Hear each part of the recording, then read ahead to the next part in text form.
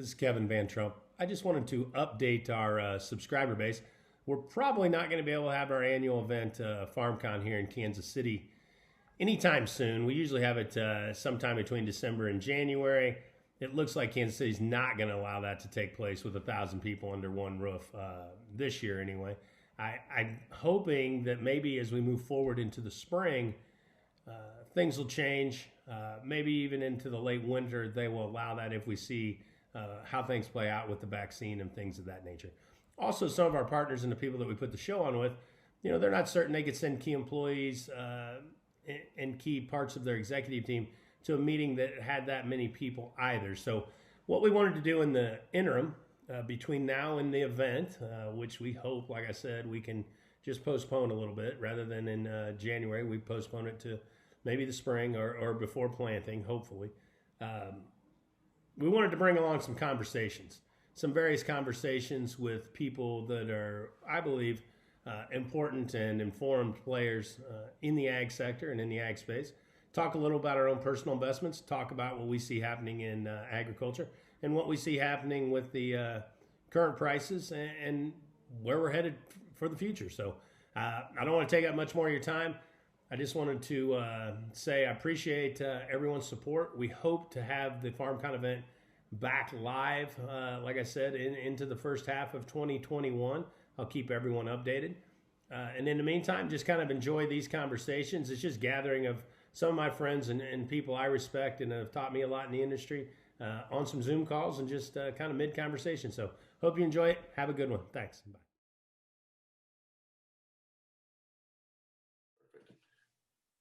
Want to welcome everybody. Yeah, I Kevin. appreciate Go ahead and get started with you. Sorry about that, Todd. Yeah, I appreciate Mary and Travis jumping on with us. Kansas City's probably 100% going to shut us down on FarmCon, which is obvious. I think everyone knew that. We were going to thought maybe we could push it back into Feb or March, but I don't know if that's going to fly either, in my opinion. I don't think any gatherings with that kind of a number of people is going to happen. So, we're probably just going to have to shut it down and cancel because we get into planting. And so we wanted to be able to bring people together. And obviously we're not charging anyone or anything like that, but share with some of the leaders that were on stage and shared the last couple of years, kind of what they've seen through this Corona, where we're headed as we come out of this, changes in food, changes in consumer sentiment. I've been on a few calls and I keep hearing the term, or I'm hearing the term tossed around, socially correct farming, things of this nature. And maybe, I don't know, where we're going to go with the climate change and the clean energy and the big changes that we may see in our leadership and, how it's all going to shake down. So, I find it really interesting. And I got two great people on the call today, Mary Shelman and Travis Potter. And, Mary, kind of kick us off here for a second and just tell us a little about what you've been seeing out on your end. Mary's in Boston, Travis is in Idaho, and we'll go from there. Thanks, Mary. Yeah, thanks, Kevin. It's great to be on, and sorry we can't be back in Kansas City. I was just saying, I remember last year getting out of there was my last big taste of winter, was, trying to get out as that storm came through, but it was a bunch of great people. And I think, the great thing about being able to do programs like this is we can reach so many more people. The bad thing is you can't have the conversations in the hallway or, over the lunch table and the great barbecue that we were served. And so I really miss that, and I look forward to getting back to it. From the Boston lens, it really shut down early on. The state actually did a pretty good job and moved a lot of things outdoors, right? So that's one of the things that I see is actually kind of rediscovering these little town centers, maybe a lot more like the South that I grew up in. People coming together, you actually see your neighbors now because nobody's going anyplace, you're walking, except now it's winter time. So, and it gets dark at 4 o'clock. So, the pressure again for people to meet and things. But from a food system standpoint, I'd say a lot of people here are really shocked to find that their supermarket shelves were empty. At certain times, certainly a lot more awareness of, kind of thinking about where does food come from, a lot of interest in, buying local because maybe you can't, you can get it there from the farmer. And I was just on a call the other day. So I'm from Kentucky and I keep really strong ties there. Hearing from some group, I was asking the question to them about this, this kind of local regional food system. Is that something that's going to stay? Because a couple of folks were on, they were doing local meat processing, local meat retail. And they said, hey, we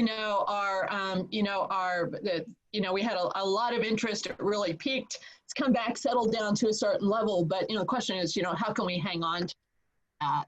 And so that's a big question in my mind right now. We talk a lot about resilience, Kevin, and, so for a resilient food system, we need more distributed production. We're set up to be very efficient. When you have distributed production, that's not as efficient. You have extra capacity. And, so are people going to be willing to pay? Is it who pays? Is it the consumer? Is it that processor level that says this is like an insurance policy that I'm buying from more places, and if we've got a sudden pivot, we can handle it? Or does it get pushed back down to the farmer like typically happens? We get a case where we get something that's out of balance on supply and demand. So that's, if we could talk about that, I think that'd be a great conversation. Yeah. Carter's just joined us. Carter, good at it, buddy. I'm here. Carter, Excuse me? yeah, I can hear you. Carter's down in St. Louis. I'm assuming, are you in St. Louis or you're at a hotel? I'm in St. Louis. Oh, I didn't know if you were traveling or something. Like you're not. No, I'm not traveling at all. I'm in St. Louis for the end of the week, and then I'm in camping in Michigan for a little while if nobody's got COVID. Carter's got a badass, cool office in his basement. Is that in your basement? The one that's in Michigan? Yeah, it's in my basement. Yeah.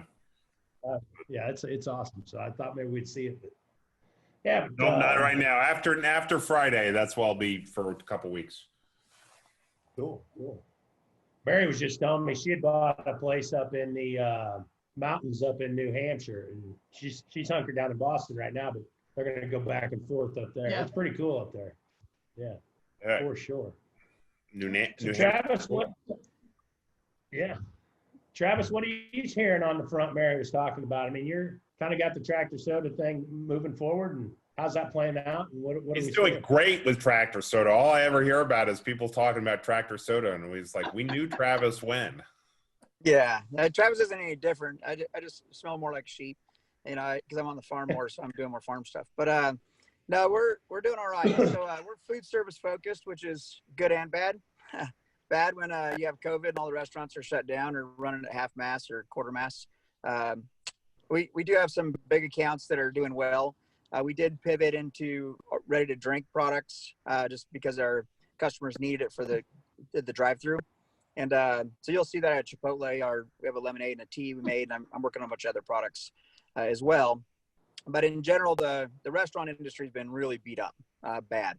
I would say that something like 60% of the restaurants are going to be shut down this year, and they're not going to make it. It's a mess. It's also a mess for commercial real estate, which I'm sure Kevin understands. And it's stuff that we need to be working on helping out those. Oh, I got cut out here. You guys see me there? Okay.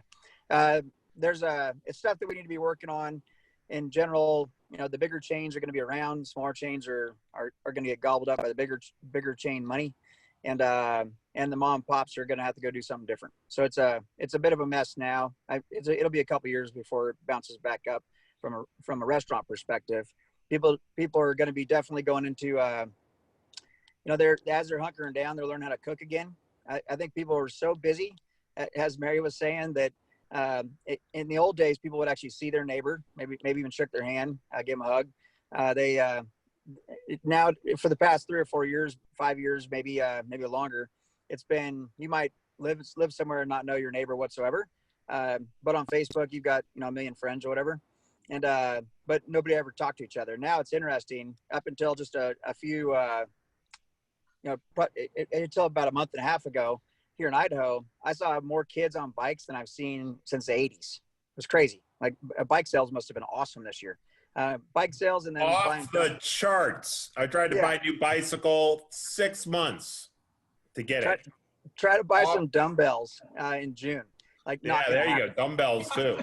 Yeah, dumbbells, bicycles, and toilet paper and beef. Those are the the big issues, right?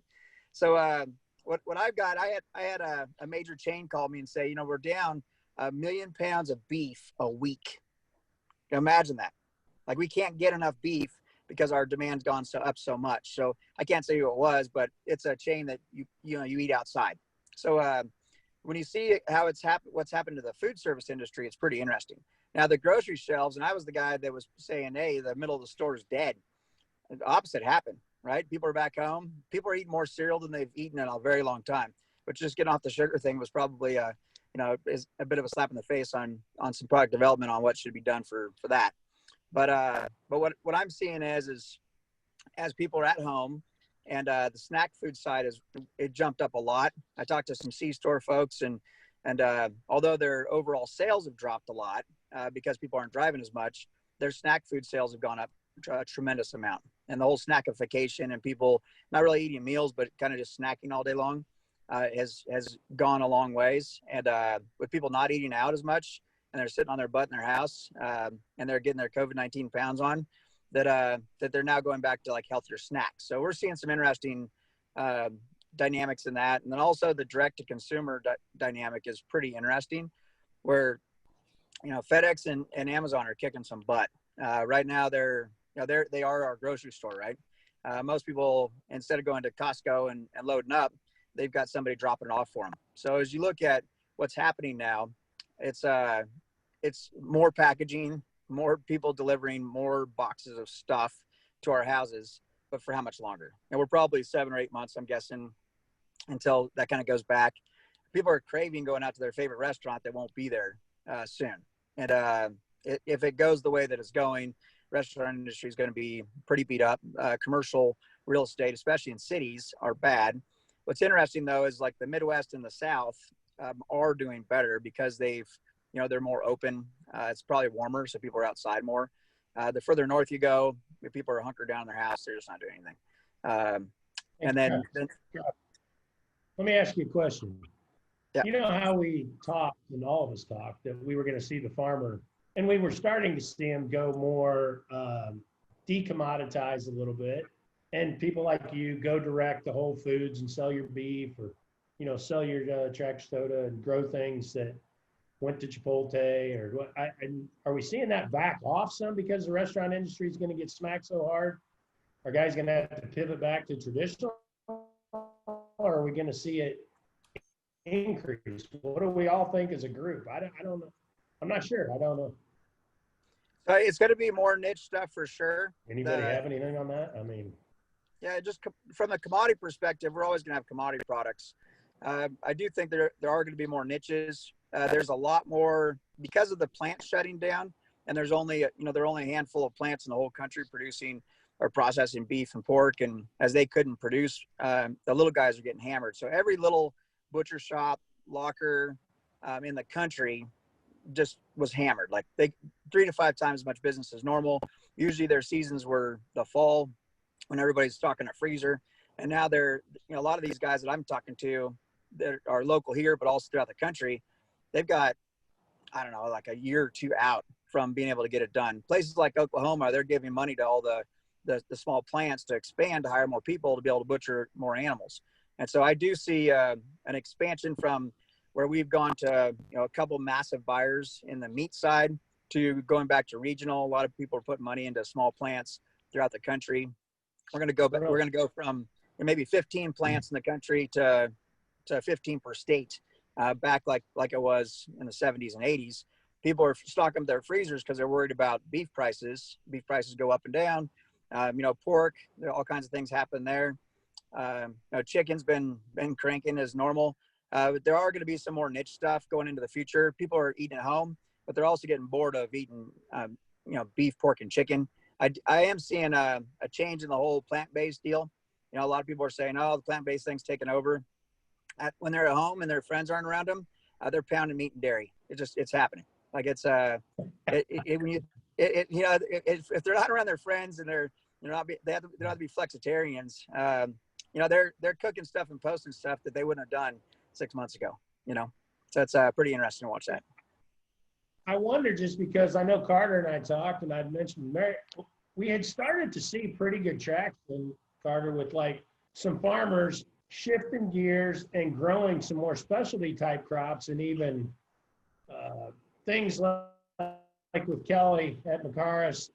But some of our farmers were having a hard time finding a place to sell them, you know, to market them. And we started to see more lanes open up, but I just worry that with a lot of the restaurants closing and some of the other things, those lanes may close back down. What are you hearing, Carter and Mary? I don't know that I'm hearing anything durable. Nothing. I mean, you're getting these episodic things, and I think you've got some weird supply chain shocks. So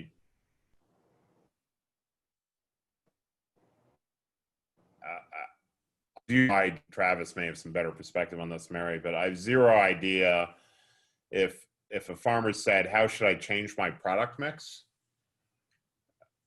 I have zero idea on what to tell them, other than the main thing that we're telling them, which is Impossible is looking for a deeper stack of information around their product. They can't get that information from ADM. They're asking Benson to give it, and they're asking Benson to go find them farmers.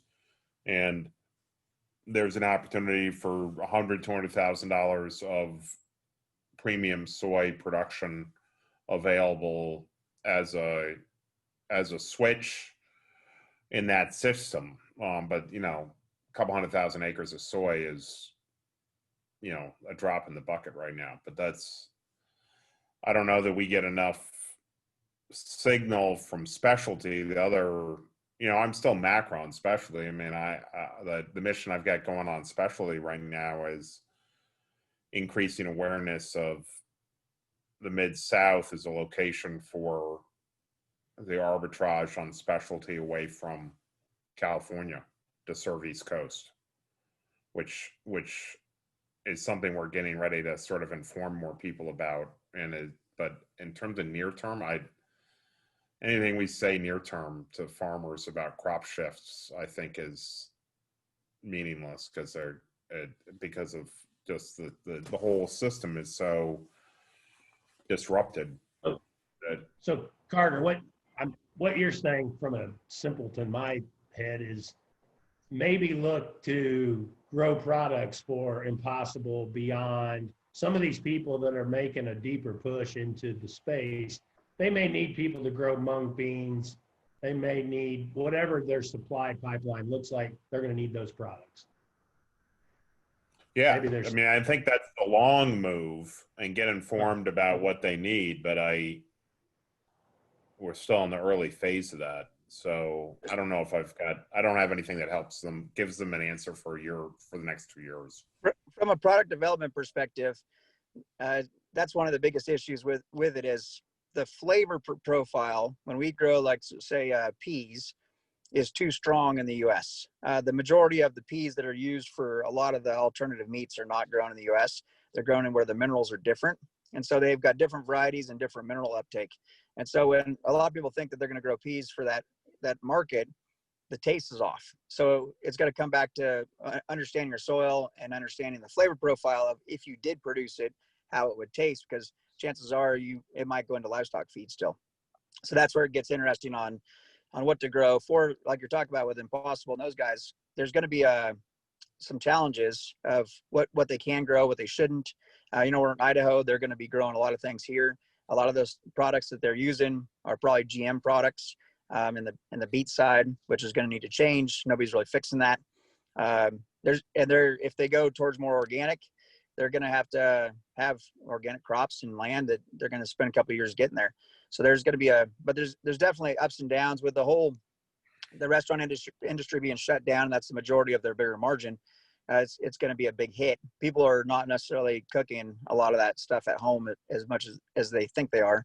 Obviously there's some sales spike in it, but everybody and their brother's trying to get into it. And it's basically just like commodity products. It's going to be a race to the bottom. There's some guys that have way better products than the ones that are winning right now. That are coming out in the next 6 months to a year, and they're produced better. The ingredients are not coming from this country though. So that's where it comes back to, what are you going to grow? What I've seen is, this is an interesting part. What I've seen is with the struggle of fresh fruits, like strawberries got a butt kicking this year in Florida and California. There's going to be interesting spots where they're going to be growing strawberries in like Oklahoma and Arkansas, places they might have before, but they didn't have any labor. Now they've got people wanting work, and places like California and Florida just don't have the laborers to pick it up. So it's either going to go automated or it's going to go niche crops, and it's also middle of the country where they have better distribution. You'll see some of those specialty crops that are high margin crops coming into lower acreage. Maybe people still do everything else, but they're going to expand into some fresh products, or some products that can be dried that are higher value and more premium for the future. Interesting. What are you hearing out there, Mary? Are you seeing a push in the consumer trend to healthier? What are you seeing? Like, I thought Travis brought up a good point, how we shifted back a little bit. Yeah. Well, I do think, though, I'm a bit in Carter's camp. It's hard to say what's going to endure from this. But, it goes back to that question, what Travis was just talking about. We see like strawberries in Oklahoma or something. That states are investing in local meat processing. Kentucky's doing the same thing right now to get more processing on the ground. And this idea about, local and regional food systems rather than this big national or a global food system. Again, I think that's a $1 million question. And who's going to pay for it? Who's going to be willing to pay for it?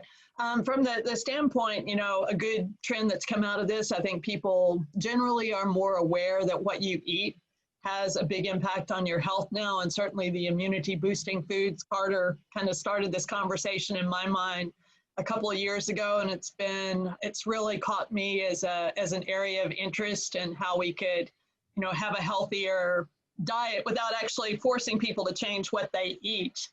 Is there a way to do that? But, just overall, I think there's more of appreciation.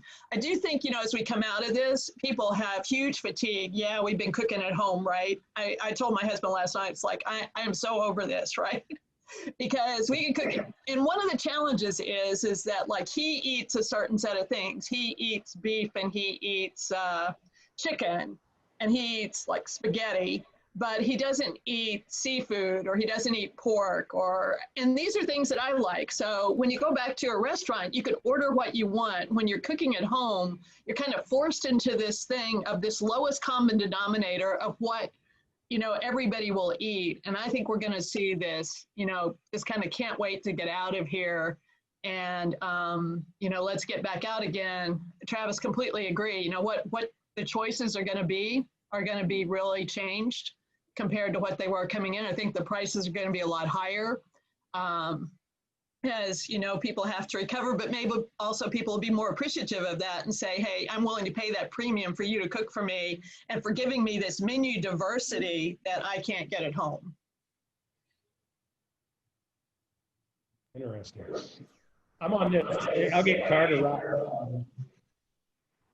What was that? I said I'm on this.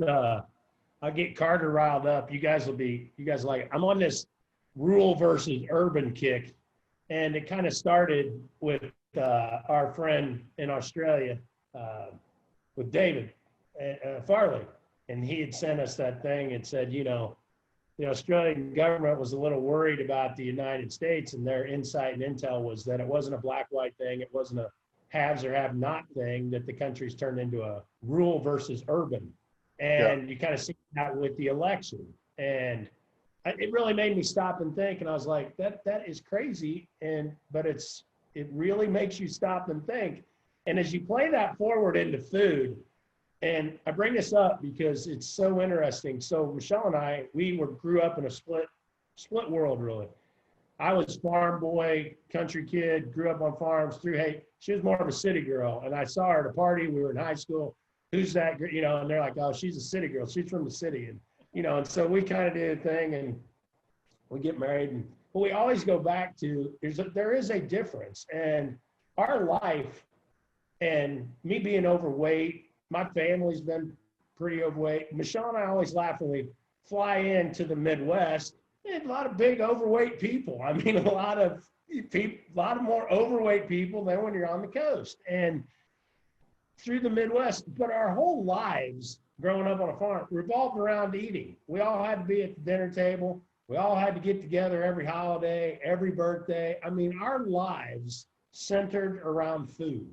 And it's how we grew up. And it's what we loved in Thanksgivings. And you didn't change it and you kept eating the same thing. So to think that, and my wife, my grandmother told my wife when we had got married, now Kevin likes to eat breakfast at about 5 o'clock, 5:30, and you need to be up about half hour ahead of him to get that break. My wife was like, because my wife had a good job, she's like, holy shit. I'm like getting the talking, and it's interesting that Mary says that. And but yeah, I mean, we've huge spreads, all the family, all the people. And when I'm out and about, when I go out and speak, when I go to the rural communities, come over to our house, we're making this big spread for it. It all revolves around food. And I'm not sure, like we're just sitting here saying, the urban people, it's going to be all about restaurants. It's going to be all about being able to order your own thing and do this and that.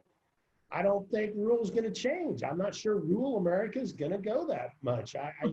It feels like everything's just getting splintered and divided, and it's just, I can't believe it, but it certainly feels like that anyway. The more I keep looking at each individual thing, So here's an interesting part of that. City people are drawn to how country people live, and then country people are drawn to the cities because they've got fun food and interesting things. What I see in the next 10 years is city stuff that people dig, Indian food, Thai food, good Mexican, is going to be more in the country. And you're also going to have, in the cities, it's going to be more walk up, a glass barrier, kind of like the old Dairy Queens and burger places in the past were. And in the country, they're still going to be out, have a big old hoedown outside and inside, and it'll be as big a deal. They got less restrictions.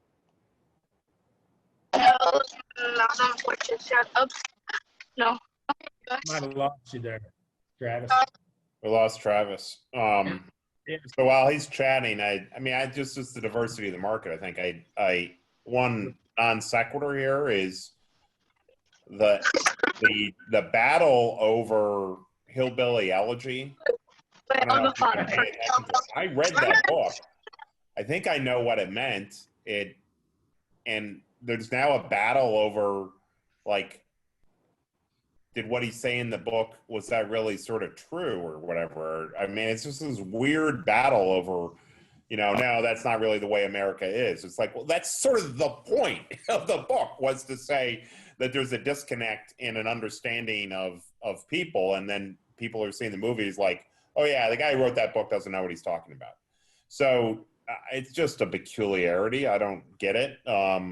So I don't know how to interpret the rural versus, there is a schism, and people are transferring back and forth in that schism. I don't know if it's a negative or a positive schism, but there's a distinctly different schism.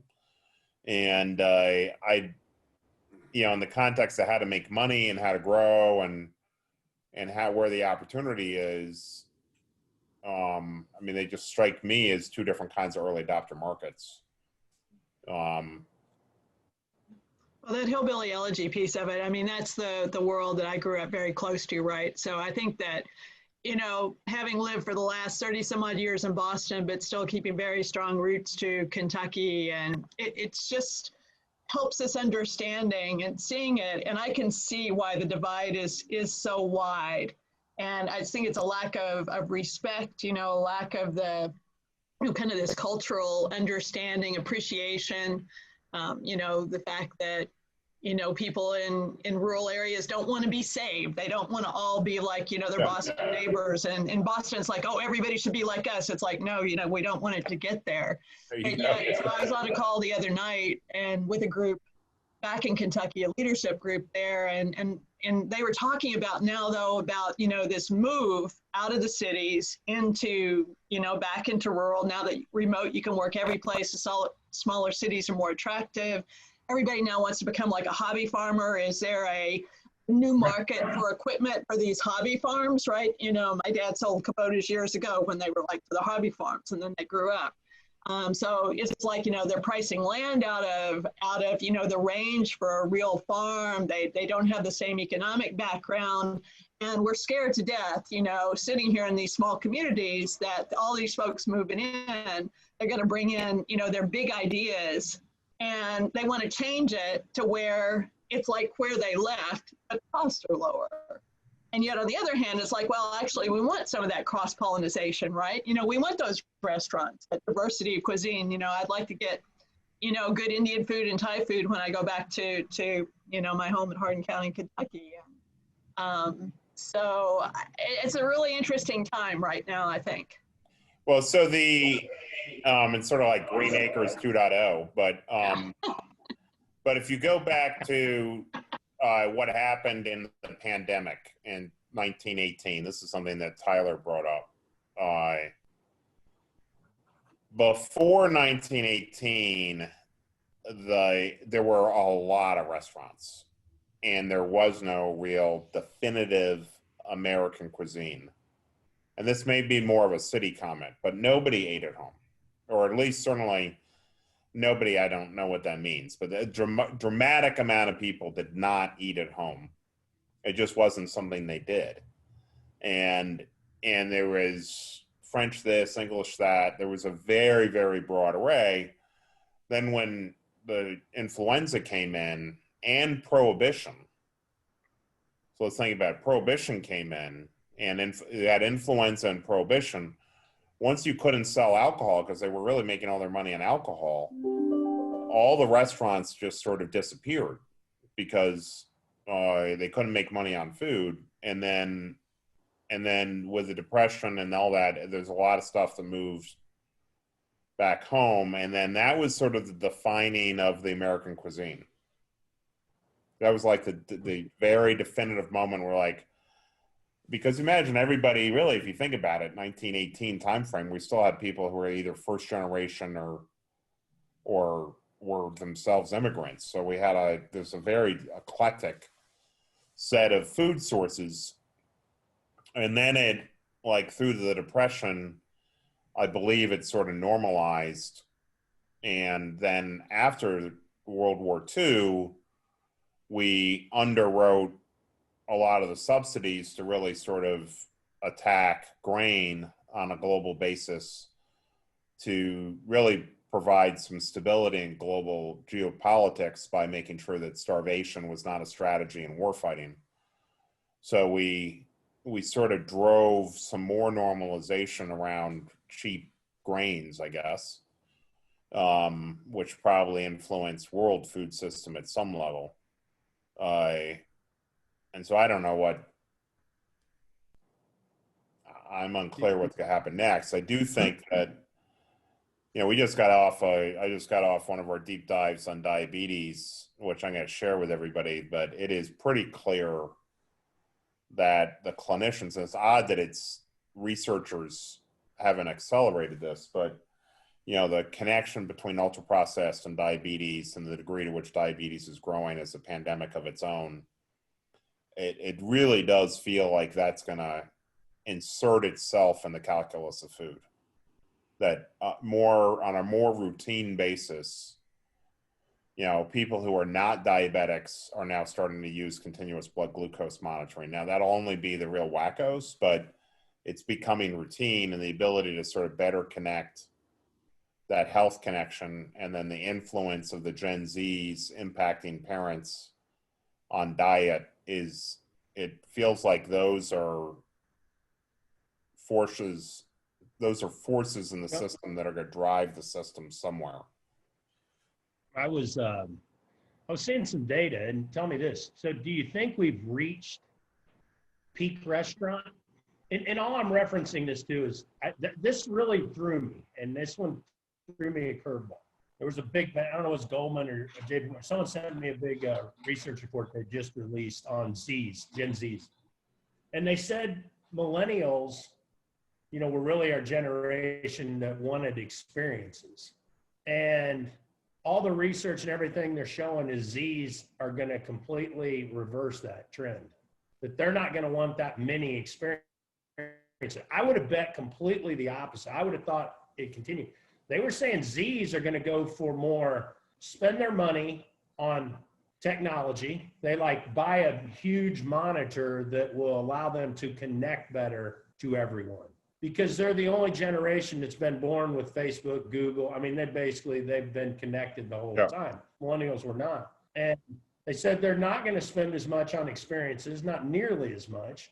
And it really started making me think, and it said they'll be more apt to buy packaged food, like a meal package plan that gets delivered, 30 meals a week, and then they can sit there and be connected all day, and really probably will go to just small little group gathering things and aren't that interested in the big concerts, the big events, the big, huge experiences.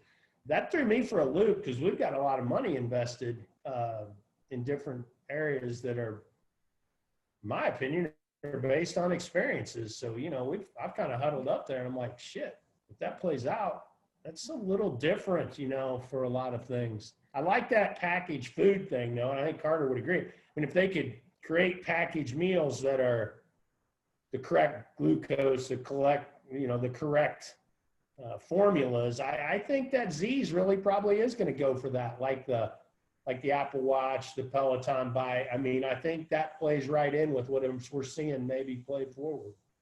There is going to be there's going to be Go more ahead. subscription. Are you guys hearing me all right? Yeah, I hear it. Yeah. Okay.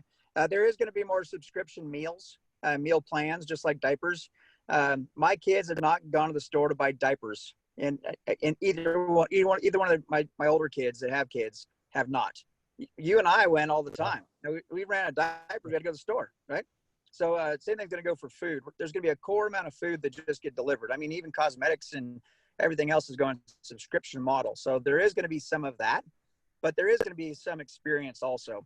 What we're finding with our CMO said that we had 1.2 billion impressions in the past 3 months on our drinks, just through Chipotle's social media deal. But to me, that's a lot of people that are paying attention, but they want to be connected, and they are talking more about, where's it coming from? How's it grown? So they do want to understand more of it. And that, what was interesting, was we had more people off of TikTok look at our stuff than we did Facebook. And I don't even know what the heck TikTok is. I'm like, okay, whatever. It's like a 9 to 15-year-olds, like they actually paid attention to what we're doing. So it's kind of interesting. They do want experiences, but they also want to be in front of their phone 99% of the time. So they're not going to necessarily go to big concerts like we did when we were kids. They might be doing other things, but they're always connected to their phone, and they do want to share their experiences. So they will experience a food, and it doesn't matter if it's country or city. When it comes to that, people are more and more connected, and every time they wipe their butt, they want to tell everybody about it. But it's the reality is there is some more experience, but I haven't really honed in on understanding that either. Our restaurant's going to be less. I think there's going to be more ghost kitchens. There's going to be more deliveries than ever before. I think people are more afraid of hugging, touching, and all that, right? So, 5 years ago, you go to a city, everybody hugs each other, kisses on their cheek, on their forehead, and in the country, maybe a high five from a distance, but all that's gone away. In the cities, they're opposite. In the country, they still shake your hand, and then somebody comes and sprays them with some sanitizer. But it's a different world for sure. Yeah, I think we've reached peak restaurant. I don't know why. I just kind of flipped on that in the last couple of weeks. Yeah, I do too. Maybe, but yeah, it's going to be takeout. You can't ignore what people are trying to do also with things like minimum wage. I mean, for sure. If we go into a mode saying $15 minimum wage, that, LA can handle that, but Iowa can't. I mean, if it becomes national and Washington isn't doing very well with that either.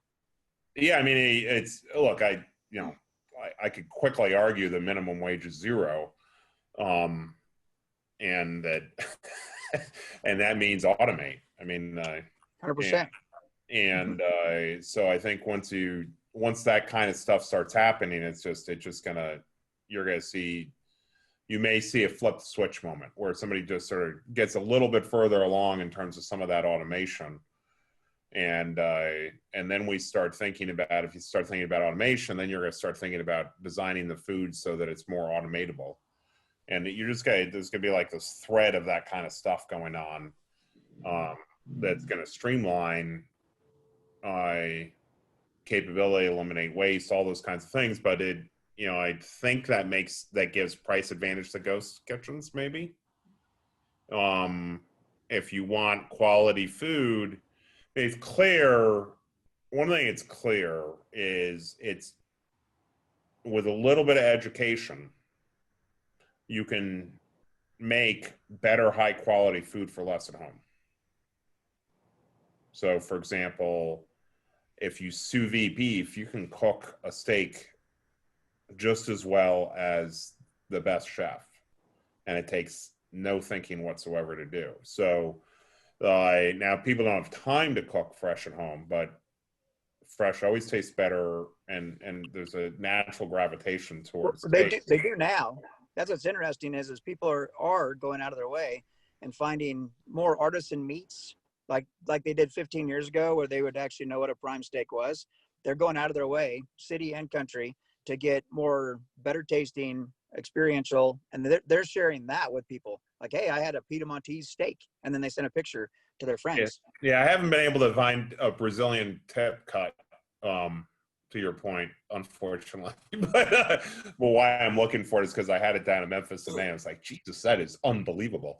But I think that where we were more focused on cost and speed before, I think nutrition and taste are going to be more in that equation. I don't know how that's going to land across the restaurants and such, but don't you think there's going to be a bifurcation then, right? Because you're going to, if you're thinking about this at home thing, you know, you only have a certain number, you know, maybe one day, maybe 3 days a month that you have time to do that. So you go really high end, and then the rest of the time it's either subscription with, you know, it shows up and it's whether it's meal kit in a box or it's prepared meals.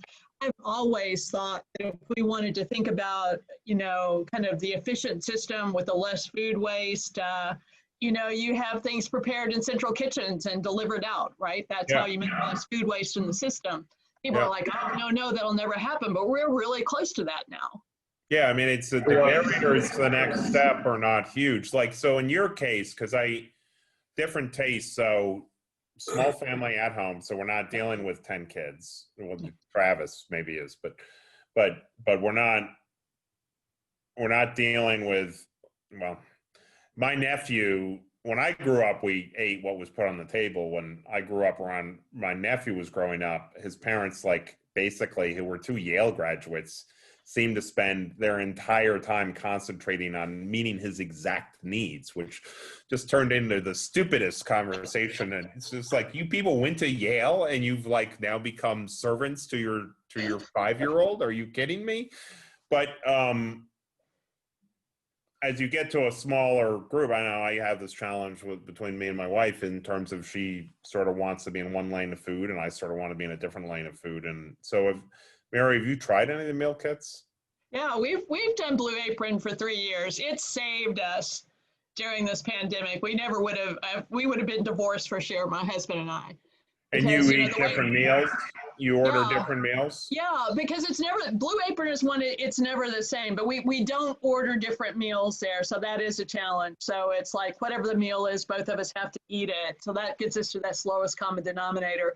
I've tried one that's actually, you can kind of mix and match, but I didn't find the quality as high. So it's, you know, it's like somebody that can solve that, you know, the things that, you know, one of the challenges now, some meals just don't deliver well.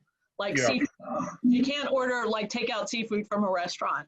It's just like bad by the time it gets here. So I really miss that. You can't get ice cream either. What'd you say, Travis? You can't get ice cream delivered. Doesn't work, right? There's certain things that you just can't get right. And then even with meats, like you can get them frozen delivered to you, but fresh, you know, it's a hit or miss, especially with pork or chicken. Yeah. So Well, that's where people will craft something new. I mean, they'll figure out a different way. You just won't have ice cream as dessert any longer. You'll teach the Gen Zs to eat something different. They just won't ever even think about ice cream any longer.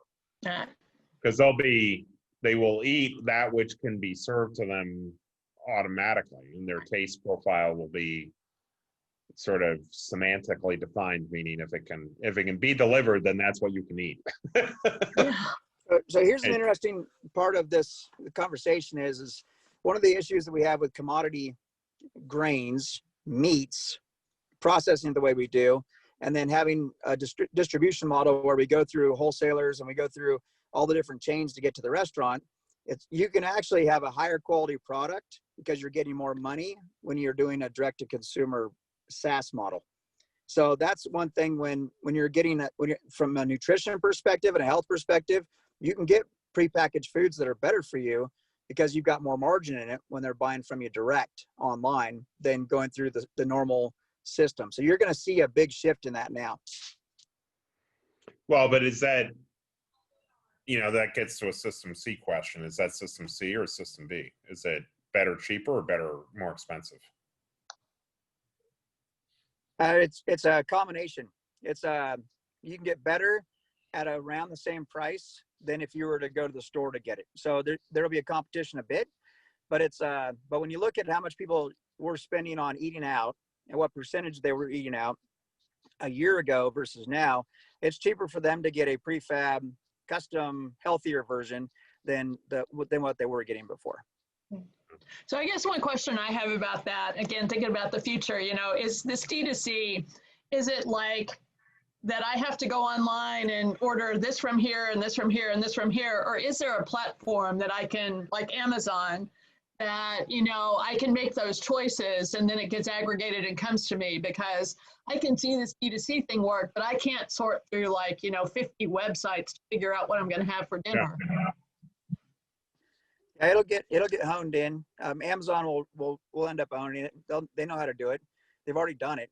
So it'll be a process through them. If you look at how Amazon got to where they're at today, they tried doing a fresh delivery deal about 12 years ago. Didn't work. Now they own Whole Foods. They can do it every day in the cities, not everywhere else. So that's where it comes back to. The DTC is going to be a quality play where they're going to have quality products.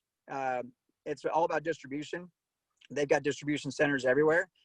Refrigerated and frozen, not so much. But you'll see the aseptic package, the dry, all that stuff coming more of a subscription model. And then the fresh stuff might be a little more interesting. And then frozen, like ice cream and desserts, you're still going to go to the store to get those, and milk. You're not going to get milk. Are you seeing Amazon delivery in your area? Oh, yeah. What's your population? How rural are you? What's your population? We're next to Spokane, Washington, so we've got 750 million people, or 750,000 people within an hour radius. But they've got Amazon centers throughout the whole country. You can go to pretty much any rural area in the country, and you're going to see closer to a big city within a couple hours that Amazon's being pretty efficient. So if you're 3 hours out, you're probably not going to get Amazon as much, but they actually buy more. They get deliveries more often because they don't get to the city as much. And now they're afraid to go to the city because of COVID. So people are getting more deliveries. I mean, look at Bezos' net worth this year. I mean, that tells you something. No, I'm wondering, actually, are the vans out there yet, or are they using other third-party logistics people?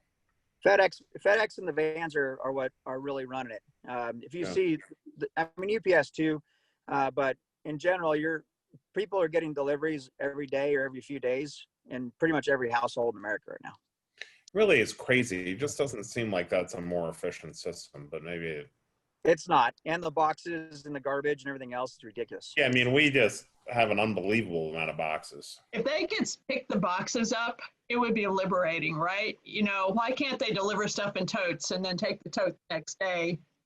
Then you got bacteria and somebody got COVID, and kind of like the old milk bottles. They don't do that anymore either.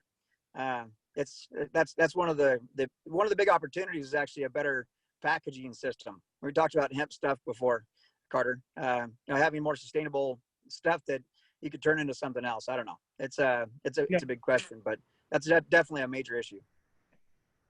Recently here, Carter, Michelle she orders stuff from Amazon all the time. It's shown up not in Amazon boxes. I'm just talking a sticker on the she had a turkey fryer just sitting outside. She had just random stuff just sitting with stickers on it, like no boxes. It's like, wow, they must be running low on boxes out here where we're at. It brings up what Mary was saying. You know, that's interesting. Today we had the DoorDash IPO, and you know, DoorDash is somewhat of a platform, I guess you could argue, or Uber Eats or Grubhub. Do we see more groceries, or like Instacart? My wife, we'd never used Instacart really. Now she just uses Instacart all the time. Do we see that Uber Eats or DoorDash, are those getting more into the grocery delivery side of it, or is that an Instacart thing, or what are you guys hearing? Or I'm assuming they'll become platforms. Yeah, I think there's going to be more depth at that level, and there's got to be an alternative to Amazon, and there will be. And I am fascinated. We're on the hunt. I'm always interested in latent demand. You know, what's the unmet demand close to the consumer, and trying to detect that early. And I'm sort of wondering whether, if we have that information at the consumer level, does it help the Benson business model? Which I can't convince myself it does yet, but I'm intrigued if it does, because then if you think about it, you know, what's the Google search of food? Who has the data that says this person wants spaghetti and meat sauce, and this person wants salmon with, you know, chives? So there is a platform like that. There's some technologies coming. I can't say too much about it because I'm kind of in the thick. Well, now you're getting in the next 3 weeks or so, I'll have a conversation with you guys about that. But there's a solution coming that you guys will see soon, and it's through the technologies, they can basically aim exactly at a product, figure out how it's doing, if it's doing well, and what the opportunity is, how to attack it, and see where there's opportunities in that. I'll have more for you guys on that one in about 3 weeks. So, but there's a layer of information available right there that sort of picks up whether these trends are shifting. Within 3 hours, you can figure out exactly what to make and how to make it better. And so that comes back to health, nutrition, what's trending, and what people are buying and how much. Yeah.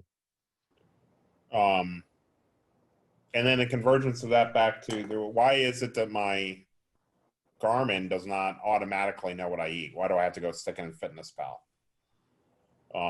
Why can't it just figure it out just off of my behavior? I did see an experience with the CIO at American Express, and American Express is reverse engineering what people are eating based off their bill. And using freaky. Automatically feed FitnessPal. Now they've done it within the American Express team with a health plan. So they have their own captive health plan, and they've been testing it, but they can, through people's activity, automatically pick up. And it's only a matter of time before, even through your store purchases, that you get level 3 data off of that purchase and know that you bought 3 avocados, a thing of lettuce, and use that to sort of better understand. But it's on the healthcare side, our healthcare costs continue to climb.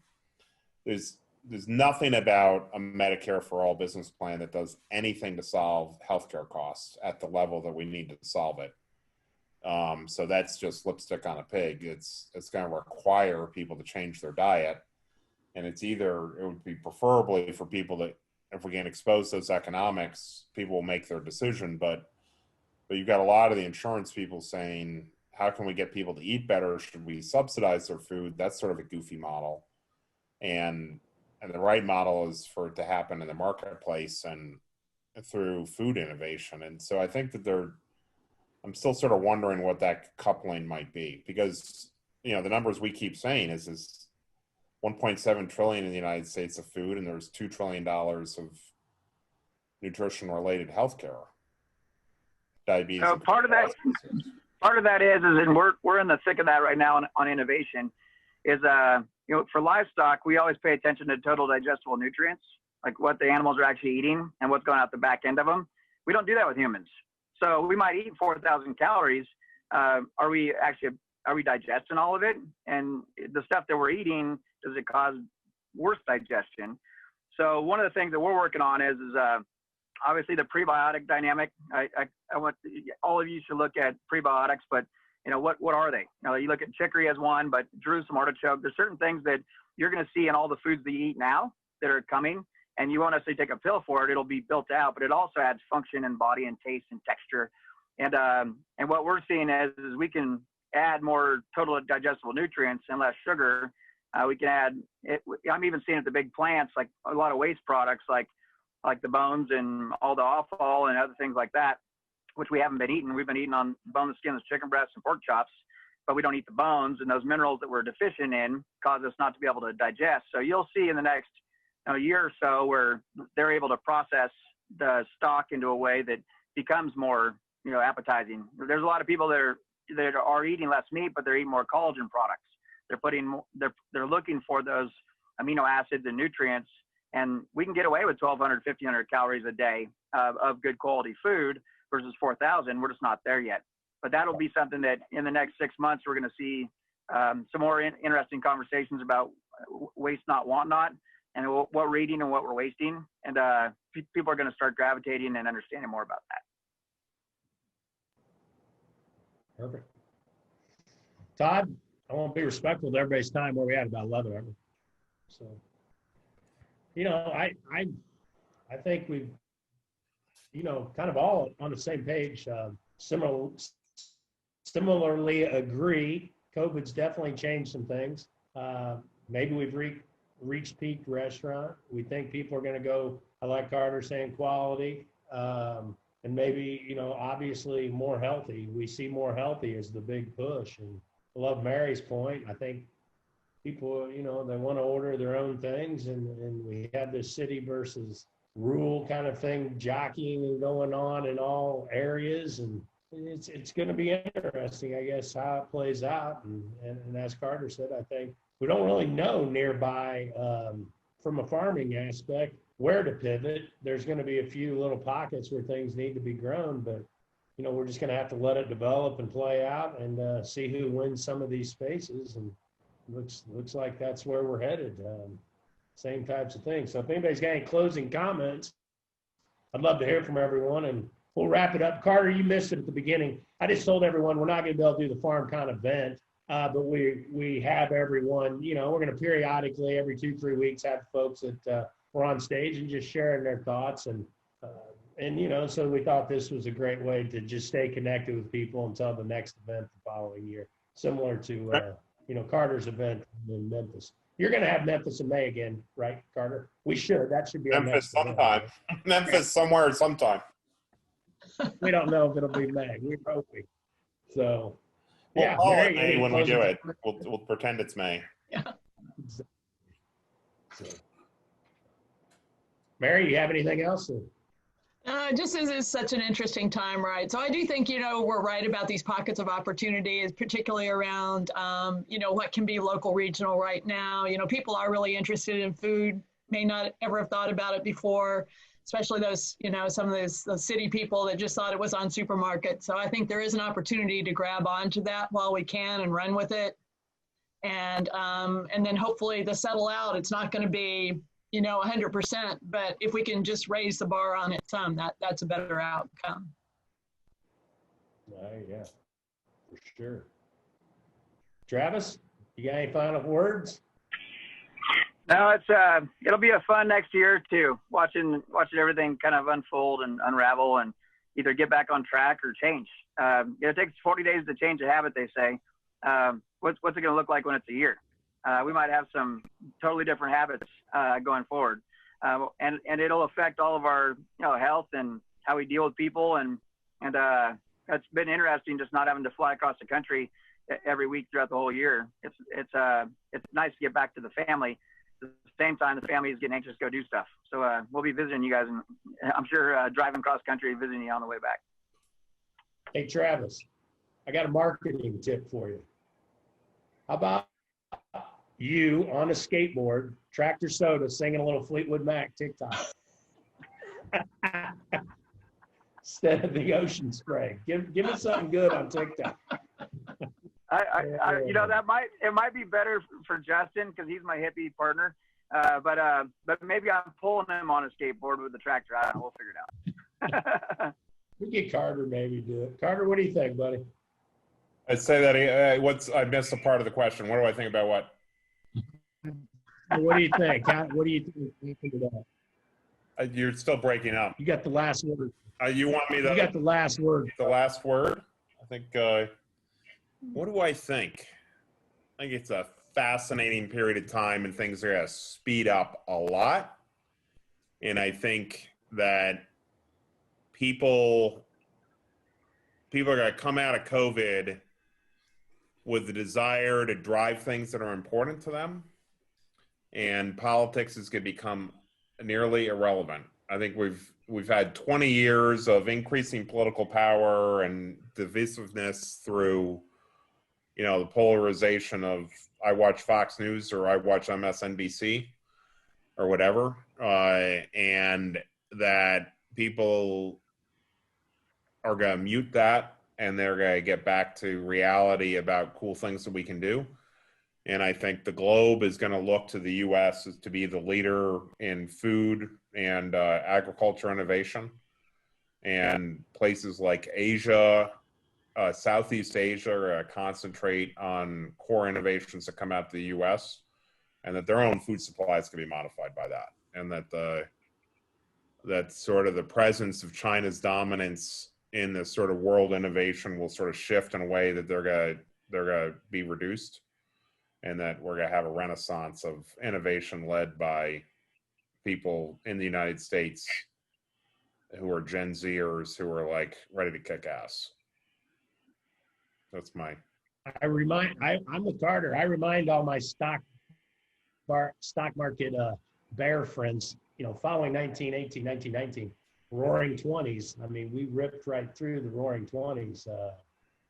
In a time of just great expansion. And yeah, we did follow with the Great Depression, but I think I'm with Carter. I think we're going to be on a period of massive expansion and growth with loose money, cheap rates, pent up. I think it's going to explode probably for the next 5, 6, 7, 8 years. So yeah, and one other thing to watch from a market signal standpoint is if we get back into a world of yield curve inversion, that could be a signal that everybody's buying into that, because really what yield curve inversion means in an innovation flux is that people are writing down capital assets, that we're moving into a mode where existing capital infrastructure is going to be written down, and that the yield curve inversion occurs because the markets realized it before the banks.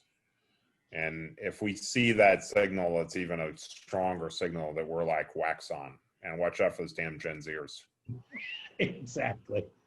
So I appreciate it, everyone. Thank you, guys. And we'll send it out. Appreciate you guys.